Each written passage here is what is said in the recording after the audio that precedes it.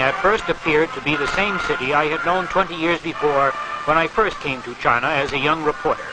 A city of tree-lined avenues, of a culture recorded in millennia, whose monuments dated in centuries.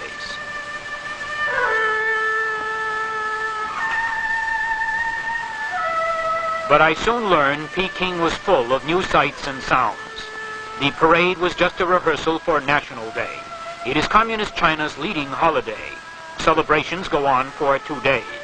They were carrying banners supporting Zhou Enlai's demands for the liberation of Taiwan. They were full of enthusiasm. Taiwan must be liberated. The United States get out of Taiwan, they said. At that moment, the communists were shelling Quemoy.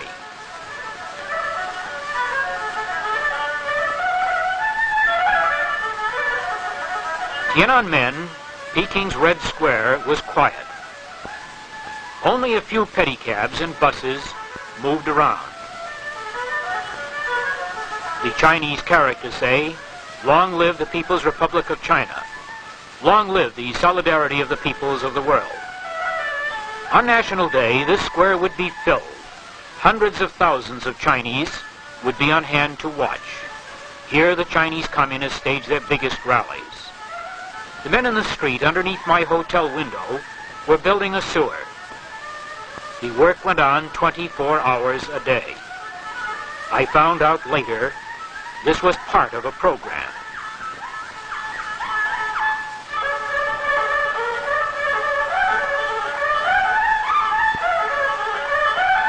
On Tiananmen Square, some men were reading anti-American protest letters posted on a cloth bulletin board. All over the city, propaganda signs and anti-American posters. Hate America, they said, liberate Taiwan. But most of all, they advertised the Leap Forward, a nationwide program affecting all Chinese life, industry, agriculture, even sports. Near Tiananmen, there were some of the militia, including a few girls.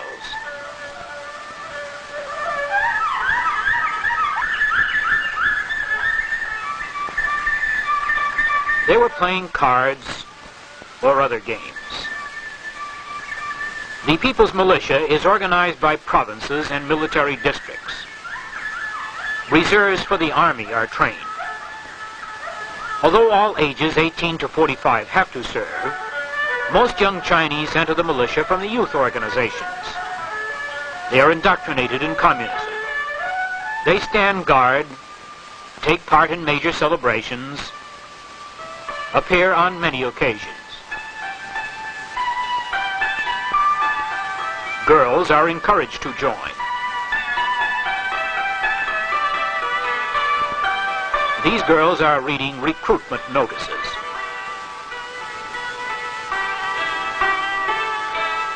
Traffic was filling the streets.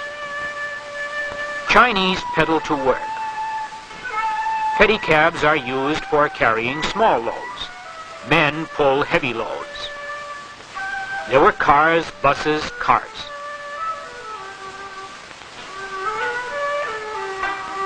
I saw Russian cars, which the Chinese have begun to make. There were wood-burning buses of the type I had seen in Europe during the war. Vehicles of all kinds. In most places of the city, there was a good traffic control system.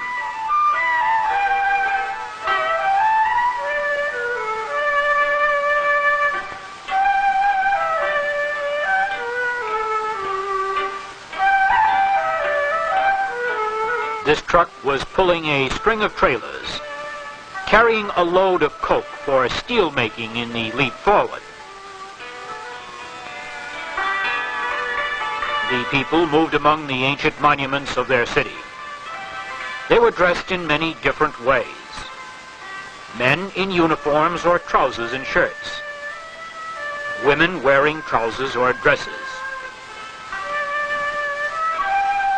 A trip to Peking's outskirts past the monument to the people's heroes.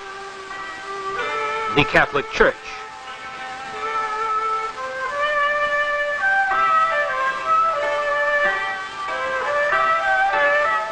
And apartment buildings and government offices.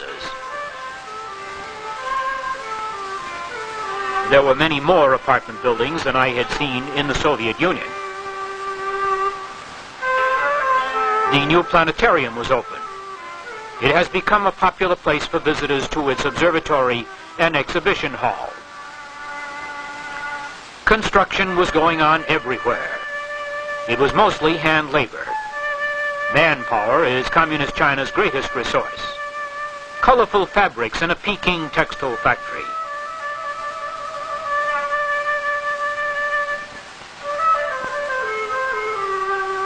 One of 3 in Peking, this modern plant employs many women. 3 7.5-hour shifts daily keep the plant at peak capacity. This was the factory canteen. These girls lived in dormitory rooms nearby. Women get 45 minutes a day away from work to nurse their babies. A new maternity hospital. Part of it is still under construction. Most of Communist China's workers and government employees come under an extensive socialized medical program. A clinic provides on-the-job care.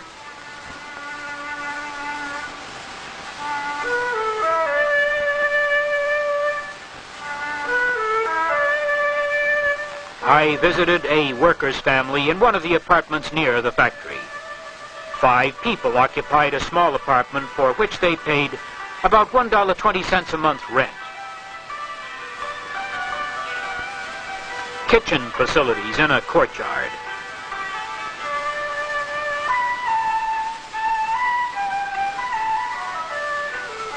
The main hall of the agricultural exhibition. Open May 1st to display machines and implements China is making for the leap forward.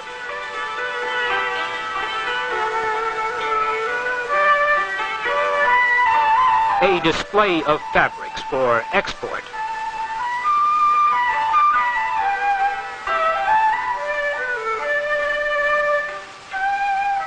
Visitors arrive from the provinces, 500 at a time, for a week's tour. 500,000 have visited the fair since it opened. This was a new rice transplanter.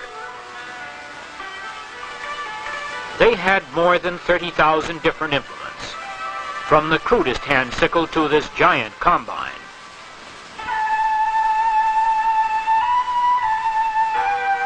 They had more than 170 different types of tractors: steam, coal burning, gasoline, diesel.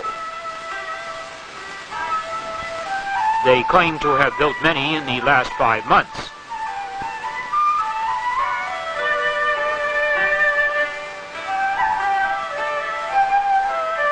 Cars of widely varying designs.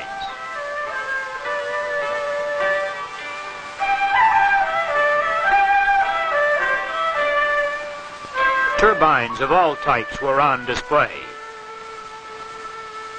Locomotives for China's new railroads. This was the only steam shovel I saw in China. But this was only the beginning, they said. The leap forward was only the first step toward China's advanced economic progress. An exhibition of irrigation machinery ranged from steam power to small gasoline motors, even foot and hand treadle.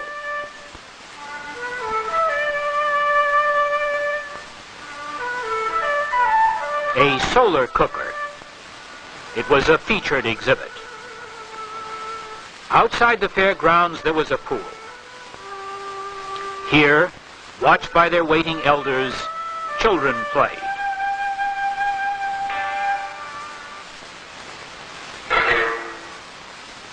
Goldfish in the pools of the Summer Palace, a reminder of China's past. Once, these grounds were the private preserve of an empress's pleasure-loving court. She spent part of a naval budget on this marble boat.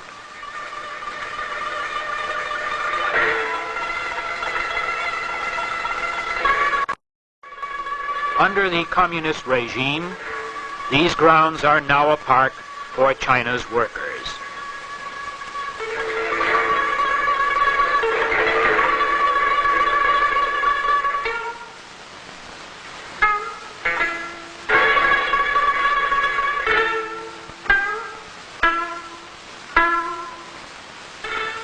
Stone elephants on the way to the Ming tombs.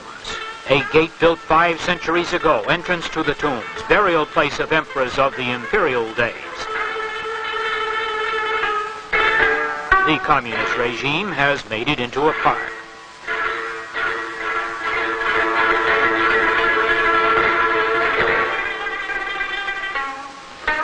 Even put trash boxes in convenient places. Construction of a reservoir near the tombs.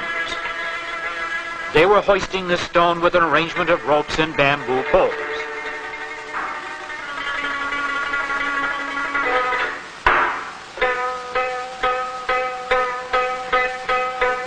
With almost no machinery, they do not lack manpower.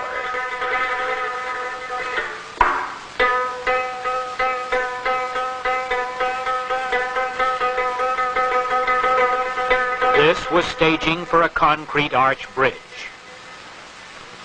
Thousands of volunteer laborers worked here. Many of them were soldiers. A Chinese communist official told me that soldiers are expected to work as well as fight. A commune north of Peking. The big new project here is deep plowing. They start with a furrow a foot deep, then go deeper, to about 18 inches. Plow deep to bury the American aggressor is the slogan.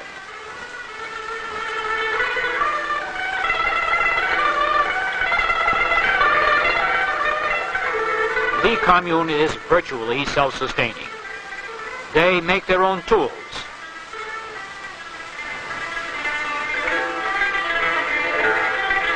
They do their own repairs.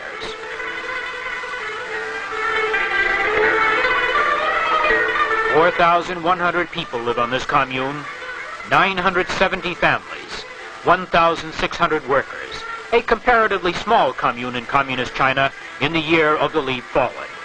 Leading crops are corn, millet, vegetables. Their vegetables are excellent.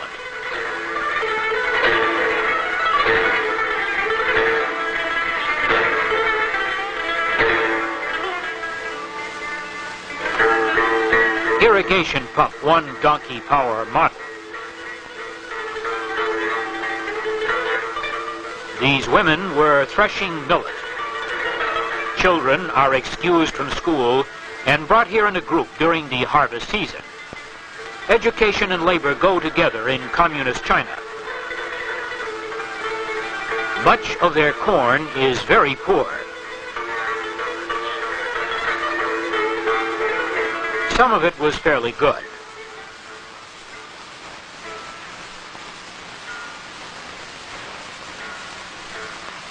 Everyone, young and old, works during the fall harvests.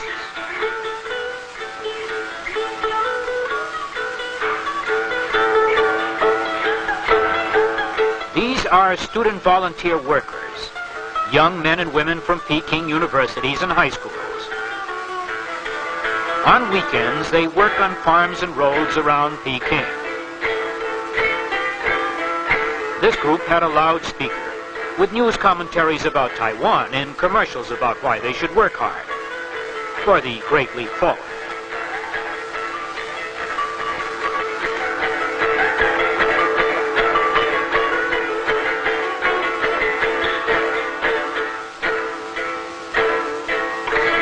Donkey carts were main means of transportation out here.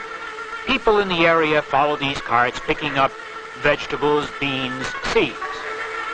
Nothing can be wasted in the leap forward. A trip to the Great Wall took us past rows of workers' apartments.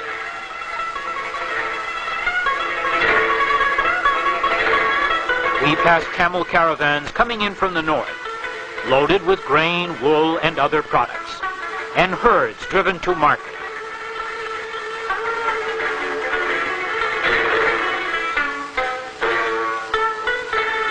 How they built it over 2,000 years ago is still a mystery. The regime has restored some of it, made it into a park. There were even signs out here, support the conservation program. With Lin, my interpreter, I climbed the wall. Then I thought of what China's millions are doing today, and its building did not seem so mysterious.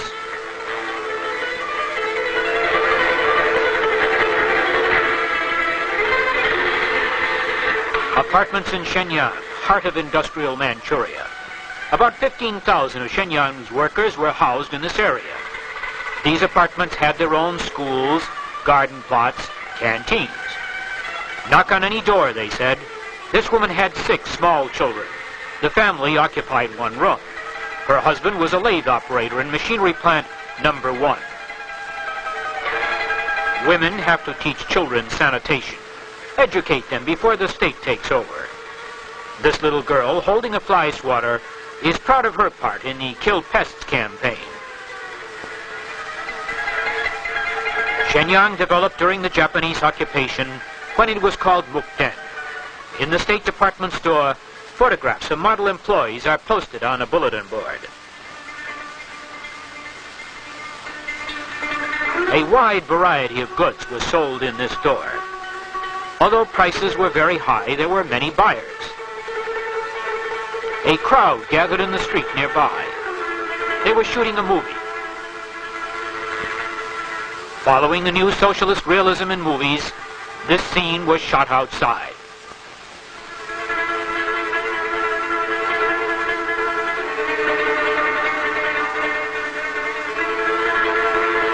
They even had a script grill.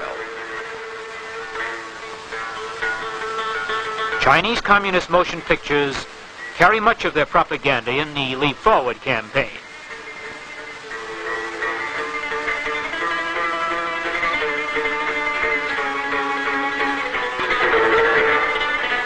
This is Vice Director Ye Sun-ping of Machinery Plant number 1. It produces 700 to 800 lathes per month. One of 3 in Shenyang. It was destroyed during the war, later restored and enlarged.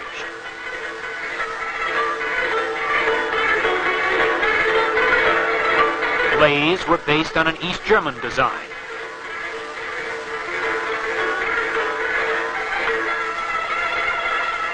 Completed lathes were crated.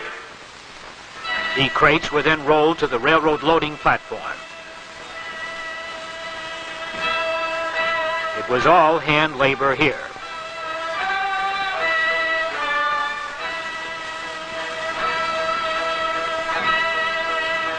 This is the Shenyang Cable Factory and Director Lin Mingyu. Here, 4,500 workers made cable of all sizes, both aluminum and copper. All processes were completed in this plant, which the communists enlarged following the 1949 takeover. They claim production was 12 times greater than it had been during the Japanese occupation and 20 times more than during the nationalist days. Posters calling the United States bandits and telling the people to surpass United States production.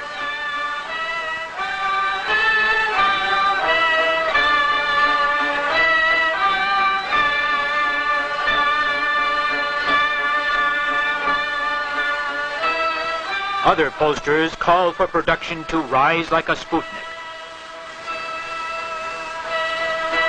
This was the plant production chart. Red flags are Sputniks. You're a Sputnik or you're an ox cart. And nobody wants to be an ox cart these days. As in Peking, young students lined up for volunteer labor camps.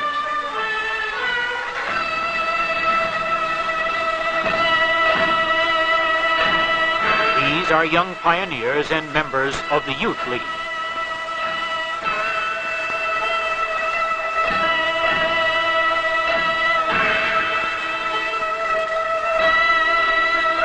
Outside Shenyang, these women moving earth were preparing land for a fire brick factory. The communists have gone all out to get women's interest and participation in all their programs, especially during the Leap Forward.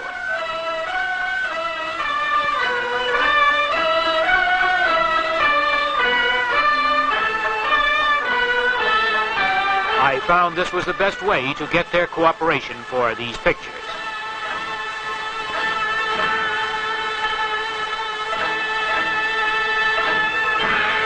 I visited a commune on the outskirts of Shenyang. This was the headquarters of a new commune. It had been founded only 5 days before my arrival. The chairman, Liu Chenyang, 42, headed 60,000 people working about 65,000 acres. 10 factories were also located here. Hogs were the most important product. The chairman told me there were 17,000. Recent communist agricultural policy in the communes calls for close planting, deep plowing, plentiful use of fertilizer, and irrigation. The chairman told me that this commune hoped to add 3,000 families, about 18,000 more acres, and to increase food production during the next year.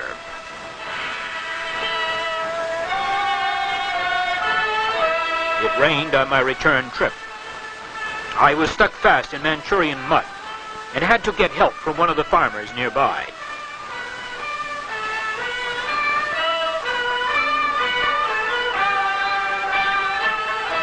The Fushun oil plant. Here, oil is extracted from coal.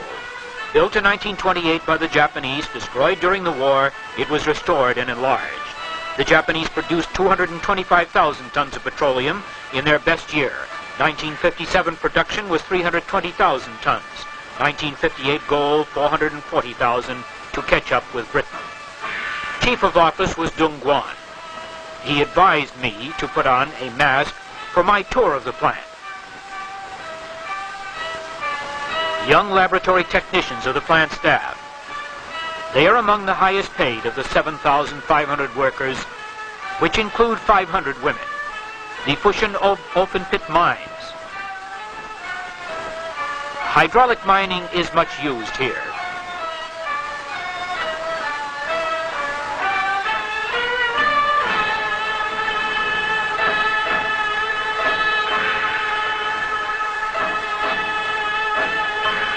After mining, the coal is loaded on cable cars, then hauled to the surface.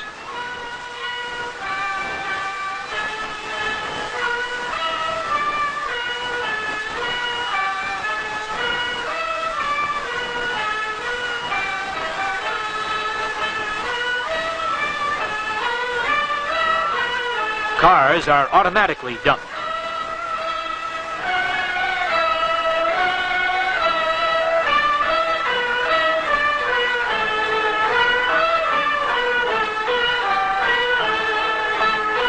Some of the raw materials from these mines goes to Anshan, the steel company of Anshan. Located 55 miles southwest of Shenyang, it employs over 100,000, including 6,000 women. 1/3 of Communist China's steel production comes from these mills, about 3 million tons a year. Under the leap forward, they are trying to increase this to 4 million tons. Coal comes from the Fushun mines. The plant also has its own department store, canteen, and club. Built during the Japanese occupation, the plant has been restored and enlarged following wartime destruction. All kinds of steel products are made. They have 10 open hearth furnaces. It takes about 8.5 hours to run a batch through during the leap forward, an improvement over earlier production figures.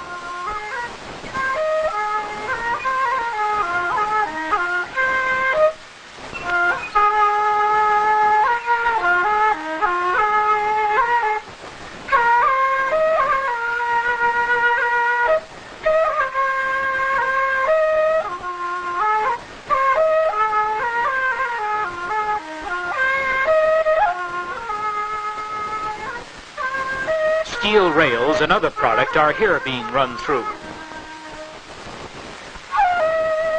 They had just opened a Bessemer converter.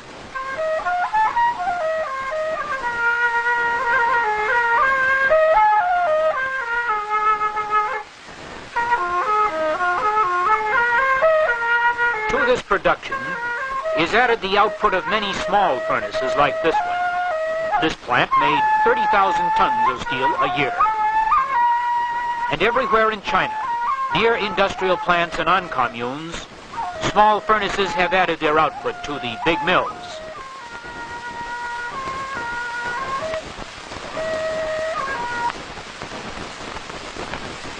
The sign says, "We are determined to liberate Taiwan."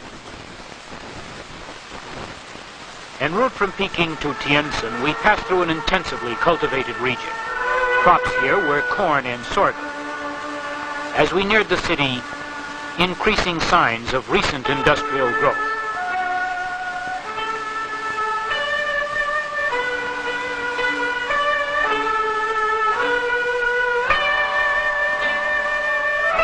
Tientsin is a sprawling city of over 2 million. Located 70 miles southeast of Peking, it is a major industrial and transportation center. We drove through streets crowded with pedicabs and carts. Groups of students and office workers practicing for the National Day parade.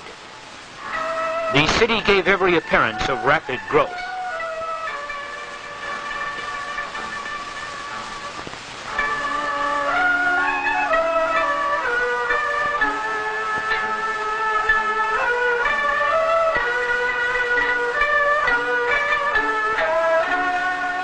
New sewer pipes in the city's outskirts